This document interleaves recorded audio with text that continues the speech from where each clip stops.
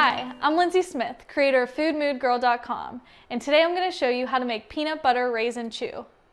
In order to make this recipe, you'll need the following ingredients: 3 cups of quick oats, 3/4 a cup of melted peanut butter, a half a cup of agave nectar, a half a cup of raisins, and 1 tablespoon of cinnamon.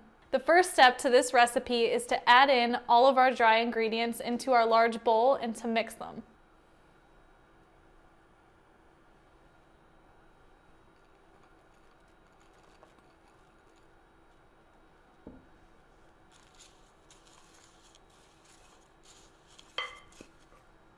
Now we're going to add both of our liquid ingredients. So we're going to take the melted peanut butter and the agave nectar and slowly add it to our mixture.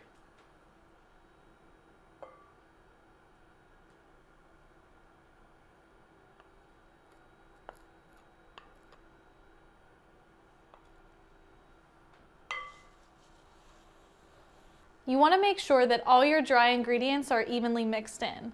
Once your mixture starts to form a dough-like ball, we're going to take it and put it into a lined pan or baking sheet.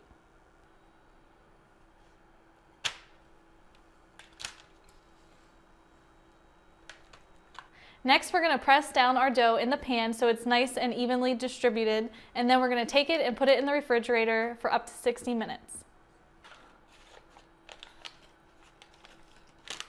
Now that the peanut butter chew has refrigerated about 60 minutes, you can take it and cut it into squares and enjoy. I'm Lindsay Smith, creator of FoodMoodGirl.com, and that's how you make peanut butter raisin chew.